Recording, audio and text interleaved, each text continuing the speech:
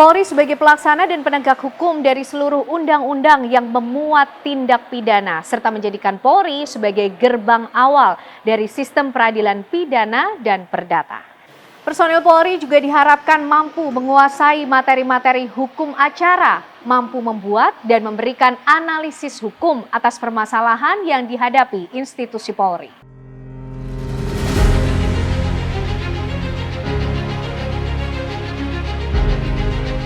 Divisi Hukum Polri yang disebut Divkum Polri merupakan sistem informasi hukum yang terintegrasi dan terhubung dalam satu pintu yang dikelola oleh Divisi Hukum Polri guna memudahkan dalam upload dokumen hukum.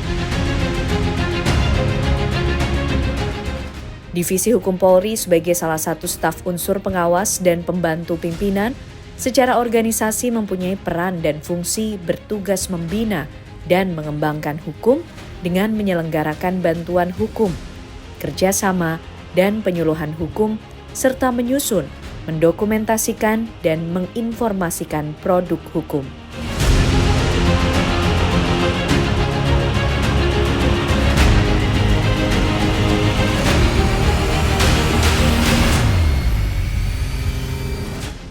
Untuk itulah Divisi Hukum Polri hadir sebagai institusi penegak hukum yang terdepan, dituntut masyarakat untuk memberikan kepastian hukum dan memenuhi rasa keadilan dalam penyelesaian konflik atau perkara. Terlebih di tengah masyarakat yang semakin kritis, paham informasi, dan paham hukum. Salah satu produk hukum teraktual dan vital bagi Polri, yakni Undang-Undang Nomor 1 Tahun 2023 tentang KUHP, yang bersama dengan KUHP merupakan guidance atau manual book dalam proses penegakan hukum yang dilakukan penyidik Polri. Seluruh jajaran Polri dituntut akan pemahaman terhadap KUHP dan perlindungan HAM, baik dalam pelaksanaan tugas maupun tindakan kepolisian.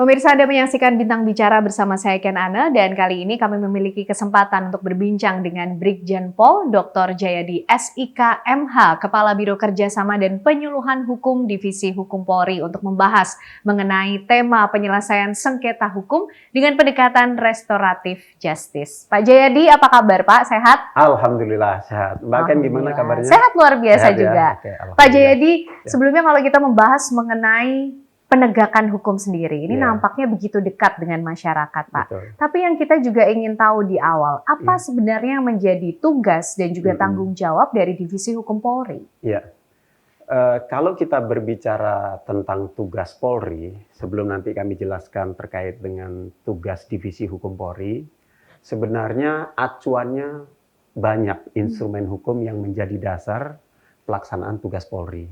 Tetapi salah satunya adalah yaitu Undang-Undang Nomor 2 Tahun 2002 tentang kepolisian. Itu tugas secara umum yang dilakukan oleh jajaran kepolisian. Nah, terkait dengan tugas divisi hukum, kalau kita mengacu kepada pasal 15, itu jelas dijelaskan di situ bahwa melakukan pembinaan terhadap masyarakat, bagaimana partisipasi, kepedulian, kemudian ketaatan terhadap hukum, itu bisa dipahami oleh seluruh masyarakat. Kemudian yang berikutnya adalah terkait dengan kerjasama. Jadi fungsi hukum juga memiliki kerjasama dengan kepolisian-kepolisian di dunia internasional. Nah, yang berikutnya adalah terkait dengan kerjasama dengan lembaga pemerintah, lembaga swasta atau badan, baik yang ada di dalam negeri maupun yang di luar negeri. Nah, yang tidak kalah penting, Mbak Ken, adalah terkait dengan anggota kita. Nah, anggota kita juga ada yang berhadapan dengan hukum. Baik mereka yang berhadapan dengan disiplin, pelanggaran disiplin, kemudian kode etik, maupun pelanggaran pidana. Maka fungsi hukum adalah memberikan pendampingan, memberikan pendapat dan saran hukum tatkala anggota kita, baik Polri maupun PNS, termasuk keluarga besarnya, itu mendapatkan jaminan mendapatkan pendampingan dari divisi hukum. Sehingga apa yang dihadapi oleh anggota kita yang berhadapan dengan pelanggaran disiplin, kode etik maupun pidana, fungsi hukum bisa melakukan pendampingan. Oke. Seperti itu. Nah, artinya tugas, tanggung jawab, dan fungsi dari Divisi Hukum Polri itu kan bisa dilakukan ketika ada objek hukum ya Pak ya. Betul, Kita bicara mengenai adanya sengketa hukum misalnya di Indonesia. Betul. Nah, bagaimana peran Divisi Hukum Polri kemudian dalam menangani sengketa hukum yang ada di Indonesia tentu yang begitu banyak ini Pak Jayadi? Iya, betul. Nah, sengketa hukum yang dihadapi oleh Polri ataupun dengan lembaga-lembaga yang lain itu biasanya terkait masalah-masalah hukum pidana. Kemudian terkait masalah-masalah berkaitan dengan hukum perdata. Kemudian juga PT-UN. Nah, terkait dengan anggota sendiri, maka sengketa-sengketa yang dihadapi oleh anggota itu juga harus diberikan pendampingan. Mulai dari pemeriksaan di tingkat awal, sampai di tingkat penuntutan, sampai dengan tingkat persidangan. Nah, disitulah peran dari divisi hukum untuk membantu personil maupun anggota-anggota kita yang ada di jajaran yang berhadapan dengan sengketa hukum. Oke, ternyata cakupannya begitu luas ya Pak ya, kalau kita lihat objek hukumnya tadi mulai dari pidana, perdata, PT-UN dan juga bahkan yang menyangkut anggota-anggota kepolisian sendiri. Nah, artinya challenge dan tantangannya kan juga ada ya Pak.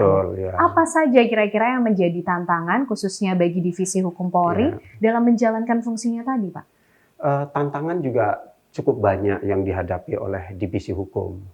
Keterbatasan personil kita itu juga menjadi salah satu faktor. Tetapi bukan berarti kita berhenti dengan keterbatasan anggota kita untuk memberikan pendampingan. Terus secara simultan kita akan berikan kepada seluruh jajaran dengan harapan semua yang dihadapi oleh anggota berkaitan dengan masalah hukum itu bisa diselesaikan dengan baik oleh divisi hukum. Karena divisi hukum ini tidak hanya di tingkat pusat, Mbak. Di tingkat Polda juga ada, di tingkat Polres juga ada. Sampai di tingkat terkecil berarti ya Pak? Iya, jadi di tingkat tertinggi di Mabes Polri, kemudian di tingkat Polda, sampai di tingkat Polres itu juga tersedia fungsi hukum yang ada di jajaran kepolisian kita. Ya, seperti itu. Nah, lalu Pak, kalau tadi sesuai dengan tema awal yang tadi kita sudah sampaikan bersama juga untuk pemirsa, bagaimana kemudian penyelesaian sengketa hukum dengan pendekatan restoratif justice. Nah, ini yang menarik juga nih Pak ya, karena ini menjadi concern masyarakat juga, ingin tahu lebih dalam sebenarnya bagaimana sih penerapan restoratif justice itu sendiri dan juga syarat-syaratnya seperti apa, keterlibatan Divisi Hukum Polri sendiri dalam kemudian ambil peran dalam proses mediasi maupun juga penanganan di luar pengadilan itu seperti apa Pak Jayadi? Saya akan jelaskan kenapa restoratif justice ini kemudian bergulir di Indonesia dalam beberapa tahun terakhir ini. Ini merupakan paradigma baru di dalam penegakan hukum di Indonesia. Kalau mengacu sejarah dari restoratif justice sendiri itu berawal dari Albert L. Glas. Beliau adalah ahli hukum di Eropa yang melakukan kritik terhadap hukum konvensional. Yang mana Albert L. Glas ini menganggap bahwa hukum konvensional itu begitu lama, berorientasi kepada penghukuman, kemudian berbelit-belit. Pendekatannya adalah kepastian hukum. Nah, sementara saat ini bergeser, paradigmanya adalah bagaimana rasa keadilan itu bisa diperoleh oleh masyarakat tanpa mempertimbangkan hal-hal yang lain. Maka dengan lahirnya gagasan dari Albert E. Glas ini kemudian masuklah ke Indonesia yang sering kita sebut dengan restoratif justice. Nah, pertanyaannya kemudian muncul, Pak, apakah semua peristiwa pidana kemudian bisa diselesaikan dengan pendekatan restoratif justice? Tidak semua peristiwa pidana kemudian dapat diselesaikan dengan artinya ada syarat-syaratnya ya Pak untuk diterapkannya restoratif justice. Nah, kemudian bertanya lagi, perkara apa Pak? Perkara-perkara yang berkaitan dengan keamanan negara itu tidak bisa diselesaikan dengan restoratif justice. Perkara-perkara dengan terorisme itu tidak bisa diselesaikan dengan restoratif justice. Kemudian kasus korupsi itu tidak bisa diselesaikan dengan restoratif justice. Nah, kriteria-kriterianya juga di beberapa negara itu diatur. Nah, khusus di Indonesia itu ada aturannya. Aturannya apa? Perkara-perkara yang sederhana, perkara-perkara yang tidak menimbulkan dampak kepada masyarakat luas, kemudian perkara-perkara yang menyangkut pribadi, tidak melibatkan kelompok atau massa, itu bisa diselesaikan secara restoratif justice. Apakah dengan dasar itu bisa selesai? Ada syarat yang lain. Syarat yang lain apa? Syarat yang lain adalah ada kewajiban, ada keinginan, ada itikat baik dari pelaku untuk memulihkan keadaan korban, untuk membantu korban memulihkan keadaannya seperti semula. Katakanlah ada pengrusakan suatu rumah, maka kewajiban si pelaku untuk mengganti. Ada misalnya kasus pencurian ringan, kemudian kerugiannya diganti. Nah, kasus-kasus sederhana itu sebenarnya bisa diselesaikan melalui restoratif justice. Daripada kemudian perkara-perkara kecil, ringan, sederhana, kemudian kita bawa ke dalam criminal justice system. Itu akan membuang biaya. Sekarang bisa kita bayangkan. Kita menetapkan seseorang sebagai tersangka perlu proses. Kemudian dilakukan penahanan. Kemudian dituntut. Kemudian diproses di pengadilan. Berapa uang negara yang harus dikeluarkan untuk menangani masalah-masalah yang sederhana ini? Maka seperti yang saya bilang tadi, Albert Eglas melakukan kritik bahwa penanganan dengan metode konvensional harus segera disempurnakan dengan restoratif justice. Sehingga kasus kecil tidak perlu dibawa ke pengadilan yang kemudian biayanya cukup besar. Sementara bisa diselesaikan di musyawarah, diselesaikan di tingkat kelurahan atau desa. Itu justru manfaatnya lebih dirasakan oleh masyarakat. Secara hukum, kepastiannya tidak dapat karena tidak harus di pengadilan, tetapi rasa keadilan itu diperoleh oleh masyarakat, oleh para pihak yang bersengketa di masyarakat. Nah, garis besarnya seperti itu. Oke, artinya restoratif justice ini adalah instrumen ataupun pendekatan yang baru yang muncul melihat bagaimana dinamika di masyarakat juga ya Pak ya. Betul, Oke. Nah, kalau melihat juga penerapan dari restoratif justice, objek-objek sengketa hukum yang ada, tadi juga sudah sempat disinggung sedikit oleh Pak Jayadi.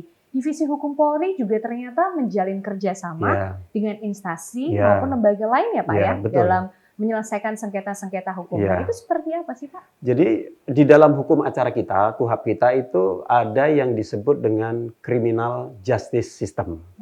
Sistem peradilan pidana terpadu. Di mana hukum pidana itu melibatkan aparat penegak hukum yang berbeda. Mulai di tingkat penyidikan, kemudian penuntutan, sampai di peradilan, itu diatur di dalam hukum acara. Tetapi divisi hukum tidak berhenti di situ. Tetap melakukan kerjasama dengan kejaksaan, kerjasama dengan Mahkamah Agung, dengan membuat kesepakatan-kesepakatan, dengan membuat MOU yang pada prinsipnya untuk membuat kesepakatan yang belum diatur di dalam hukum acara sehingga memudahkan terjadinya proses hukum di Indonesia. Contoh misalnya, kesepakatan atau MOU antara Kejaksaan, Mahkamah Agung, kemudian Polri dengan Kumham terkait dengan denda titiring. Berapa besarnya dan lain sebagainya itu ada kesepakatannya. Terkait dengan tilang itu ada kesepakatannya. Artinya apa? Kami dari aparat penegak hukum begitu baik hubungannya antara satu dengan yang lain dengan harapan proses penegakan hukum itu berjalan sesuai dengan harapan dari masyarakat. Oke. Lalu bagaimana kemudian Divisi Hukum Polri mungkin juga menimbang melihat sebuah sengketa hukum dan akhirnya mendorong agar bisa digunakan pendekatan atau instrumen restoratif justice ini untuk penanganan suatu sengketa hukum sih Pak? Seberapa penting Divisi Hukum melihatnya? Menurut hemat kami cukup penting. Kenapa kami menganggap ini cukup penting? Karena paradigma di masyarakat terus bergulir, paradigma hukum di masyarakat. Masyarakat menginginkan suatu keadilan yang cepat, sederhana, dan murah. dibandingkan dengan menggunakan metode-metode penegakan hukum yang konvensional, khusus untuk perkara-perkara yang sederhana. Tetapi kalau perkara-perkara yang berat, kemudian melibatkan dinamika masyarakat yang luas, maka sistem peradilan pidana menjadi satu-satunya cara yang terbaik. Nah, restoratif justice ini yang harus kita gelorakan kepada seluruh masyarakat di Indonesia, bahwa ada paradigma baru penegakan hukum terkait dengan restoratif justice. Nah, sekarang pertanyaannya adalah, Pak, apakah ada instrumen hukum yang dijadikan payung hukum terkait pelaksanaan restoratif justice? Betul. Sampai hari ini, Mbak, DPR kita belum membuat undang-undang yang mengatur tentang restoratif justice. Hanya satu, yaitu Undang-Undang Sistem Peradilan Anak yang mengatur tentang restoratif justice. Tetapi itu lingkupnya anak. Oke, di tengah begitu banyak objek dan sengketa sementara hukum yang objeknya ada. seperti Mbak bilang tadi, ada pencurian ringan, ada penganiayaan ringan, itu tidak Penipuan, terjangkau, iya. tidak terbuat. Nah, karena ini terus bergulir, hukum kita belum menjangkau, akhirnya apa yang terjadi? Aparat penegak hukum, Polri, Kejaksaan, Mahkamah Agung, kemudian membuat instrumen-instrumen hukum yang sifatnya parsial. Dan itu berlaku di masing-masing institusi. Seperti apa itu? Contohnya, misalnya di kepolisian. Kepolisian menerbitkan Perpol nomor 8 tahun 2021 tentang restoratif justice. Di Kejaksaan juga menerbitkan Peraturan Jaksa Agung yang mengatur tentang restoratif justice. Di pengadilan juga demikian, sehingga dia diatur secara parsial. Nah, menurut saya idealnya ada payung hukum yang di atas berupa undang-undang ataupun PP yang mengatur tentang restoratif justice. Sehingga apa? Itu bisa dilaksanakan seragam antara aparat penegak hukum Polri, Kejaksaan maupun Mahkamah Agung. Itu berlaku sampai di bawahnya.